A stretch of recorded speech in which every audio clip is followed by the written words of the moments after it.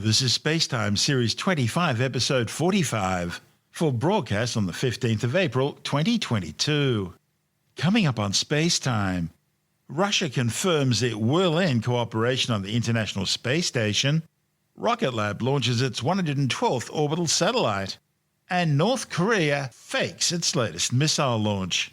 All that and more coming up on Spacetime. Welcome to Spacetime with Stuart Gary.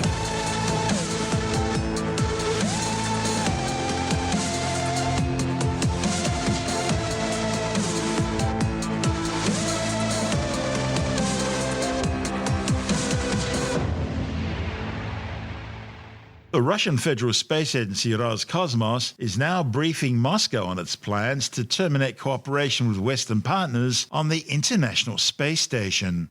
Roscosmos chief Dmitry Rogozin says he's now developed a timeline for ending space station cooperation with the American, Canadian, European and Japanese space agencies. The problem is, no one's really sure exactly what that means.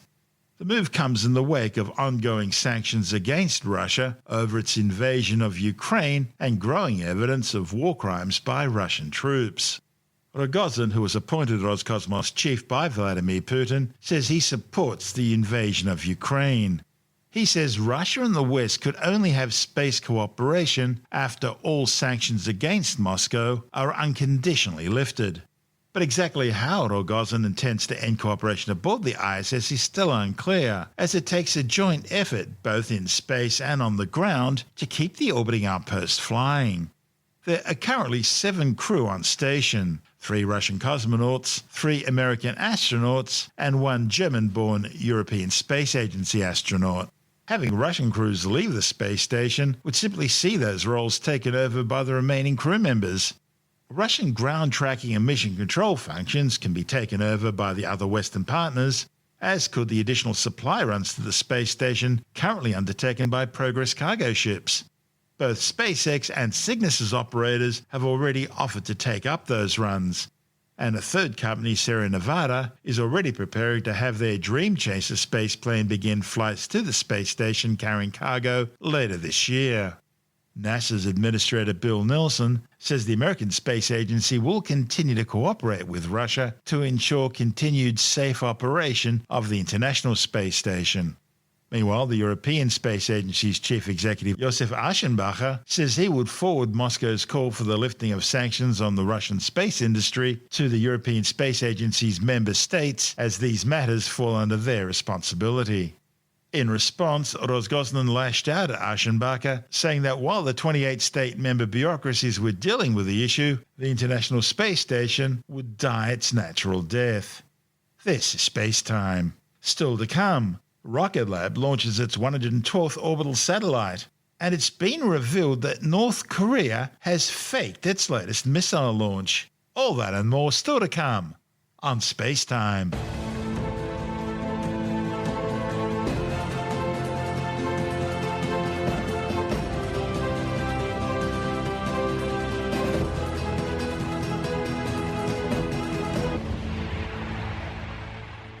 Rocket Lab has carried out another successful flight from its Mahia Peninsula launch complex on the New Zealand North Island east coast. The Without Mission a Beat mission aboard an Electron rocket placed 2 more Black Sky Gen 2 Earth observation satellites into a 430-kilometre high orbit. The flight was Electron's 25th launch and brings to 112 the number of satellites now deployed by the rocket. Without Mission a Beat will launch on a southeastern trajectory from Launch Complex 1 on the Mahia Peninsula. With this mission today, there will be a total of 3 deployments. You might recognise this sequence from our 2 previous back-to-back missions, Love at First Insight and A Data with Destiny, both of which used a modified kick stage to fit the 2 Black Sky satellites within Electron's fairing. The Black Sky satellite that sits on top of the top hat structure will deploy first, followed by the structure itself, and then the second Black Sky satellite will be released. This process will only take a couple of minutes to complete and will begin at around the T plus 53 minute mark. Today's launch will deploy the 5th and 6th satellites that we've carried to space for Black Sky in the past 5 months. These satellites will join Black Sky's current constellation of 13 small sats, eventually expanding to over 60, which are used to provide on-demand, real-time Earth observation data and satellite imagery. We're now coming up on the final go, no-go poll by our launch director to determine whether to proceed with the final minutes in the countdown. In this poll, each of our operators will check in from their stations to confirm their relevant Electron systems are operating as they should. All operators, this is the LD on mission, proceeding with the go, no-go sequence. Stage. Stages go. Avionics. Avionics is go. GNC. GNC is go. VMS. VMS is go. T1. T1 is go. GC. GC is go. PLS. PLS is go. RSO. RSO is go. MET. It is go. And I have a go from MM. LD sub. LD sub go. That concludes the go, no-go sequence. For those who might have missed our launch last month, we lifted off from Pad B here at Launch Complex 1 for the very first time. This is our third pad globally, allowing us to launch and then launch again without the hindrance of pad maintenance or recycle time. Pad B joins Pad A, which we're launching from today, at LC-1 in Mahia, the world's first private orbital launch site on the east coast of New Zealand. At Launch Complex 1, we're capable of supporting up to 120 launch opportunities every year. GC LD on mission. LD GC. Please proceed with sequence 58 launch pad ready. Sequence 58 in work. As we head into Strongback Retract, let's take a closer look at Electron on the pad. Electron is our 18-metre tall, 18 and a bit today, two-stage launch vehicle made with carbon composite material, making it incredibly lightweight but also strong enough to withstand the forces of launch. The liquid oxygen and kerosene propellant mix is used to power the 9 3D printed Rutherford engines on stage 1. These engines are named after Sir Ernest Rutherford, the famous physicist and New Zealander who discovered the radioactive element radon, as well as the concept of radioactive half-life. Those 9 Rutherford engines power the first stage until Electron is at an altitude of around 70 kilometres above sea level. At this point, the next stage of the journey is carried by just one Rutherford engine, specially designed to work in the vacuum of space. We also have another engine, named after another famous physicist, Marie Curie. Our Curie engine is the 11th engine on Electron and is housed within Electron's third stage, also known as the kick stage. This kick stage is important for delivering the payload to its exact destination in space. Today, after Electron lifts off the pad and successfully completes Stage 1 and Stage 2 burn to get us into space, Curie will then kick in to propel Black Sky's 2 satellites to a 430-kilometre circular orbit. The kick stage is a small but mighty upper stage responsible for our incredibly accurate payload insertion, on average within just 1 kilometre of the target orbit. Electron remains in good health and the Black Sky satellites inside the fairing are good to go. The weather remains green and the path to orbit is looking clear from Launch Complex 1 at T0. All stations, this is the LD on mission. From now on, there shall be no red flags on your critical LCCs. VMS LD on mission. Go ahead. Confirm flight computer as goes are green. Confirm as goes are green. VMS, lock auto sequence and confirm. Auto sequence is locked. All stations LD on mission. We are go for auto sequence start at T-minus 2 minutes. LD is go for launch. LD Shadow. LD Shadow go. Vehicle is on internal power. Box load complete. Skate in recirc. AFTS is green and enabled for flight. Anti-geysering disabled. Stage 1 and Stage 2 are pressed for flight. High flow engine purge enabled. Water deluge is activated. 10, 9, 8, 7, 6, 5, 4, 3, 2, 1. We have liftoff.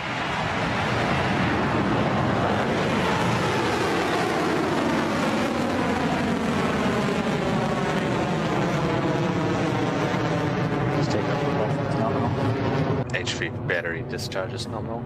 And there we have it. Our 25th Electron launch vehicle is off the pad for this mission and progressing well on its way to low Earth orbit. Soon the vehicle will approach the point in its journey when it experiences the most amount of stress, maximum aerodynamic pressure, which is known as max Q. We have word from Mission Control that we can confirm that Electron has successfully passed through max Q and is continuing on its southeastern trajectory off the coast of New Zealand. The first stage's Rutherford engines are firing perfectly as we come up to the next major milestone ahead of the first separation event for Electron. AOS Chatham Station. We're approaching main engine cutoff, or MECO. This is when Electron throttles down just a bit before shutting off those 9 Rutherford engines on stage 1 we mentioned earlier. This reduction in thrust allows for a clean separation of the first and second stages before the singular Rutherford engine on the second stage fires up and takes the satellites the rest of the way into orbit. MECO confirmed. Stage separation confirmed. Stage 2 ignition. There we go. We have confirmed a successful transition from the first to second stages of Electron's flight, with MECO, stage separation and second stage ignition all nominal. The protective shell at the top of Electron, known as the payload fairing, protects the satellites as the vehicle launches through Earth's atmosphere. Since we've now cleared the lower atmosphere, those satellites don't need that protection anymore. In fact, we need to jettison that protective shell so we can safely deploy the satellites to low Earth orbit. Bottom holding nominal. There goes the payload fairing. Black Sky's satellites are now exposed to space, no longer needing this shell to protect them, as Electron has already punched through Earth's atmosphere to take them to their orbital destination. We've got a short time gap now between this latest event and the next one coming up for Electron's second stage, which involves swapping out the batteries that power the second stage Rutherford engine.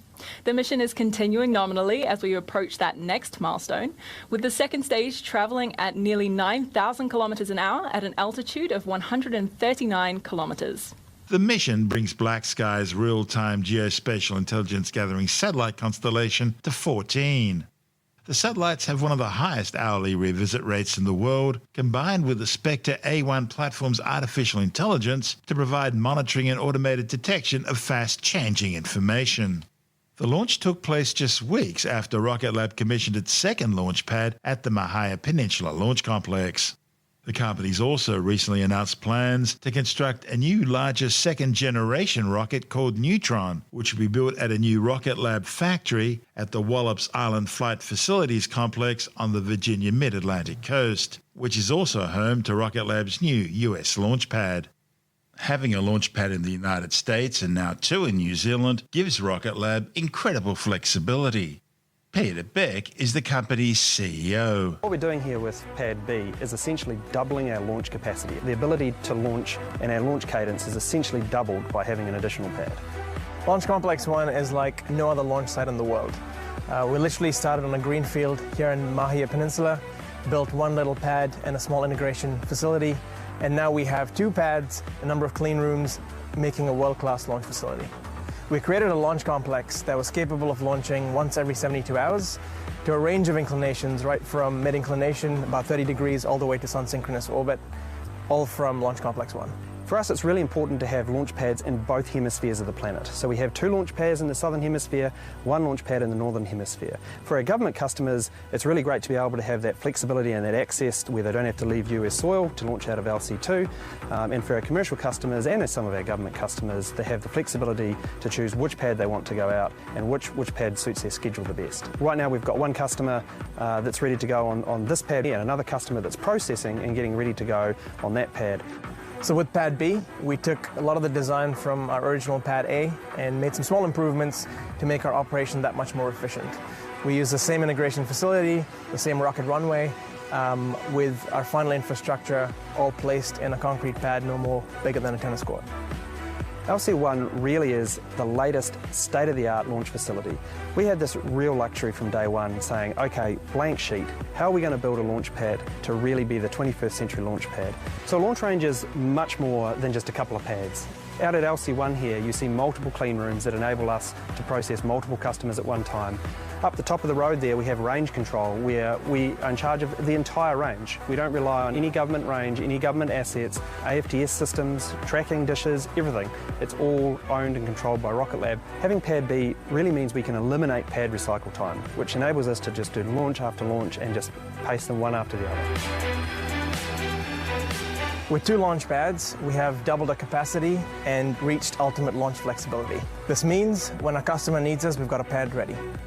From LC1, we've flown over 100 satellites to date, all supporting everything from climate science through to international logistics, maritime surveillance, and soon we look forward to launching to the moon and beyond. This is Space Time. Still to come, news that North Korea's faked its latest missile launch, and later in the science report, news of another mass bleaching event on the Great Barrier Reef.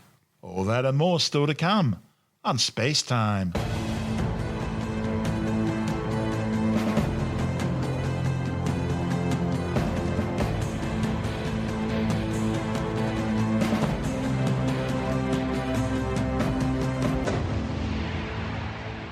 It's been revealed that North Korea faked what Pyongyang described as a successful launch of its new most powerful long-range ballistic missile, the Hwasong-17. The launch was the latest in a series of 12 ballistic missile tests undertaken by Pyongyang since the Biden administration took over in Washington last year. North Korea's official Korean Central News Agency claimed the March 24th launch of the Hwasong-17 was designed to test components of a new reconnaissance satellite at operational altitudes. North Korea reported the Hwasong-17 flew some 1,090 kilometers, reaching a maximum altitude of 6,248.5 kilometers and hitting its target in the Sea of Japan. What they were actually trying to do was test the second stage performance of the Hwasong-17. The problem is the March 24 flight was a spectacular failure, with the missile exploding in mid-air in the skies above Pyongyang, where the whole city saw it. The flight was meant to be the centerpiece of celebrations ahead of the April 15th anniversary of the birth of North Korea's founding father, dear leader Kim Il-sung. But the missile's dramatic failure was seen by so many people, Pyongyang needed to do something to shore up citizen loyalty. So they faked it. In the great traditions of the movie Don't Look Up, Pyongyang released a special Top Gun-style promotional video full of dramatic music and lots of quick cuts and takeouts, showing North Korean leader Kim Jong-un complete with leather jacket and knockoff aviator sunglasses, inspecting the missile, doing a dramatic slow-mo walk as the missile hangar doors slowly opened, flanked by his top brass and lots of troops in combat fatigues, then personally supervising the launch, stopwatches at the ready, and a countdown complete with lots of reverb at blastoff, as the newsreader explains how the new Hwasong-17 missile will make the world tremble and shake in awe at North Korea's nuclear prowess.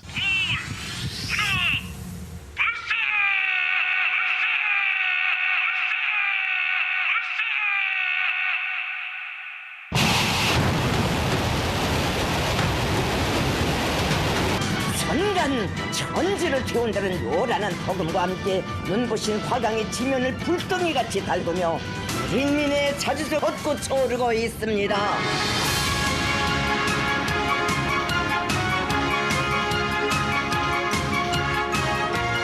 There were lots of congratulatory handshakes starring Kim Jong-un, of course.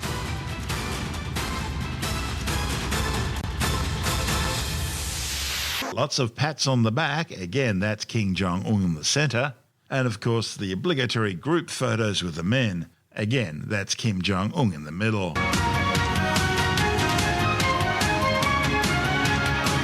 Because of the rocket's failure, what you're actually seeing in a lot of the footage is the less advanced Hwasong-15, which North Korea had already tested 5 years earlier in 2017. The new Hwasong-17 wasn't displayed until a military parade in October 2020. We reported on it at the time. It was transported on what was then a giant new 11-axle transporter erector launcher vehicle. The Hwasong-17's undergone 3 tests so far. The first was on February the 26th, the second on March the 4th, and the third the ill-fated March 24th failure. So they simply cut and spliced all the vision from the earlier tests, and voila, the March 24th crash and burn never happened. Meanwhile, in the wake of the recent spate of North Korean tests, South Korea's Agency for Defense Development has successfully tested its first solid-fuel 2-stage rocket. The rocket was launched from the Taein test site, 150 kilometers southwest of Seoul, successfully sending a test payload into space. The test was designed to verify the rocket's performance, including fairing separation and upper stage attitude control features. Once operational, the new launcher will be used to deliver small surveillance and reconnaissance satellites into low Earth orbit. Under a 1979 arms agreement with the United States, Seoul was prohibited from developing solid-fueled rockets over concerns of sparking a regional arms race.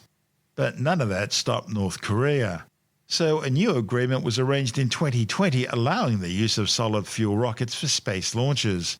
And as North Korea continued accelerating its activities, all remaining restrictions on South Korean missile development were lifted last May. Though they lack throttle control, solid fuel rockets are less expensive to develop and manufacture than their liquid fuel counterparts. And of course, they can be launched far more quickly. The Agency for Defence Development and the Korean Aerospace Research Institute are also working on a new rocket combining both liquid and solid-fueled engines. This is Space Time.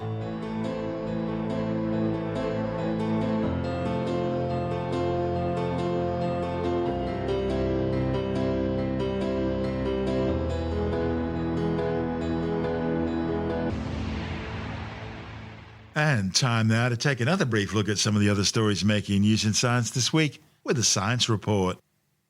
The Great Barrier Reef Marine Park Authority has confirmed another mass bleaching event on the reef, the sixth of its kind, and the fourth since 2016.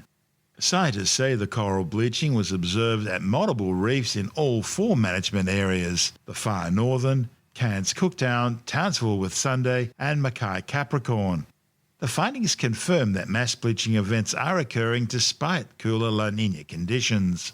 The authority says weather patterns over the next few weeks remain critical in determining the overall extent and severity of coral bleaching across the entire marine park. Dr. Zoe Richards, leader of the Coral Conservation and Research Group at Curtin University, says this latest bleaching verifies that both the frequency and intensity of these events are dramatically increasing. Instead of once every 10 years, mass bleaching events are now occurring every 2 years.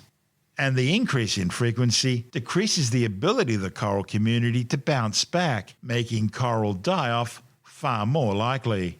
She says the most concerning part of this year's bleaching event is that it's occurring during a La Niña event. La Niña traditionally bringing rain and cooler temperatures to the Great Barrier Reef. A new study has found that air pollution is now shortening the lives of people by nearly 3 years on average, which puts it ahead of war, malaria, HIV/AIDS and smoking as the leading cause of shortened lifespans. The findings, reported in the journal Cardiovascular Research, looked at the effects of air pollution on 6 types of disease, including lung cancer, heart disease and chronic obstructive pulmonary disease. The authors found that cardiovascular diseases were responsible for more than 40% of the loss of life expectancy linked to air pollution. And they estimate that removing fossil fuel emissions could increase average life expectancy by just over a year.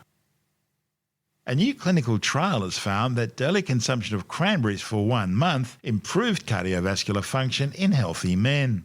The study, reported in the journal Food and Function, included 45 healthy males who either consumed 9 grams of cranberry powder, that's the equivalent of 100 grams of fresh cranberries per day, or a placebo for a period of 1 month. Those consuming cranberries showed a significant improvement in flow-mediated dilation, which signals improvement in heart and blood vessel function and is considered a sensitive biomarker of cardiovascular disease risk by measuring how blood vessels widen when blood flow increases. The authors say the increases in polyphenols and metabolites in the bloodstream and the related improvements in flow-mediated dilation after cranberry consumption emphasize the important role cranberries may play in cardiovascular disease prevention. However, it's worth pointing out that while the study was peer-reviewed, it was nevertheless supported by the Cranberry Institute. It's been revealed that the Indian government is behind a growing push to encourage the use of traditional Indian medicines on a more global scale. Tim Mendham from Australian Skeptics says the controversial move comes despite there being very little scientific evidence showing they work. Yeah, the Indian Ministry of, and wait for this, Ayurveda, Yoga, Naturopathy, Unani, Siddha, Soa Rigpa and Homeopathy is pushing traditional Indian medicine, which is often Ayurveda or Ayurvedic medicine, not just around through India, etc., but it's also trying to push it into other countries. This is similar to what's happening with the Chinese government, is pushing traditional Chinese medicine, and it's definitely promoting it for other countries, etc., to try and increase the following for it. Now, this might be on commercial basis or it might be on altruistic basis, but the trouble is with both of them, there's a lot of areas which are very dodgy. Ayurveda itself is this sort of very similar to traditional Chinese medicine. It's herbal, all sorts of treatments treatments, involves a lot of other areas such as yoga, and some areas of yoga more spiritual than actual exercise. Naturopathy is got a lot of junk in there, a lot of the basis for it about the energies, etc., the spirit that's within us all. And of course, homeopathy on the end of that is just pure junk, basically. So there's a lot of stuff there that's being officially pushed out by the Indian Ministry of this. So the Indian government is actually promoting this, including to have universities set up to actually teach this stuff. A lot of the true scientific community within India is objecting to it, and that receives a lot of pushback from the government and, of course, from the practitioners who make a living out of it. So it is an interesting idea that the Indian government is pushing this out. I dare say would have a lot of support from the practitioners of these things. They would see it as a growing market. Certainly that is the case with the traditional Chinese medicine, and that's equally has a lot of very strange things in it. It is being officially, formally pushed out into other countries. When Indian and Chinese governments do that sort of thing, is that a sign of entrenched corruption within that government? I'd hate to use the word corruption. It's certainly that a lot of people who probably believe it, right, within those areas, but they do see a commercial benefit from it. In China, there's a lot of double standards about actually what is being pushed out to the ordinary person and what's being used by the official areas. I mean, it was suggested that traditional Chinese medicine had a big push in China because there just wasn't the facilities to do Western medicine, so they had to find an alternative, and they drew on this thing with supposedly long-standing antecedents. But, I mean, I don't know if you call that corruption or just sort of commercial business sense of something they may believe anyway, and certainly a lot of others in India don't. The Ayurveda especially formally being pushed out into African countries, whereas traditional Chinese medicine is more being pushed out to other Asian countries and places like Australia. I guess what I was getting at there was if you've got something which you know doesn't work, and we know homeopathy doesn't work, and you're still pushing that at a government level, that's got to do more than just test your credibility. The one thing you learn as a skeptic is that don't underestimate the ability of people in official positions to believe garbage. Bureaucrats and politicians. It's not just bureaucrats. You find academics and things always supporting these things. You can always find an academic somewhere to support the craziest theory. And then, of course, it shows it has scientific evidence for it. You mean like geologists claiming climate change isn't real? Yeah, that's right. Yeah, people stepping outside of their areas often. Hello, Ian, if you're listening. I mean, we run stories about, the syndrome is called Nobel rot, which is when scientists who win Nobel Prizes for a particular excellent bit of work in their past suddenly go into other areas, and they figure that because they won a Nobel Prize, they're always right. And yet they're supporting some very, very strange things. And you look in our magazine, and we've got examples of this covering some of the most famous scientists who might be going into other areas. Same thing probably happened with Ayurveda, same thing happened with traditional Chinese medicine, but certainly there is the more cynical side of it as well, that we're pushing a business that is a big business. In India, actually, they get very nasty if you start criticising. Is that right? Is that right? Oh, yeah. It gets definitely a bit of you get threatened certainly by the industry as well as you probably get. Is there a strong religious undertone to all this? Yes, there would be. I mean, there is in yoga for a start, right? I mean, it's a lot of spiritualism in there rather than just it's a good way of exercising and meditating. But there's a lot more to it. They're the same for naturopathy. There's basically a big spiritual side to that, underpinnings, and I don't think traditional Chinese medicine has so much waving of wands over things, and it's just garbage treatment for a start. That's Tim Mendham from Australian Skeptics.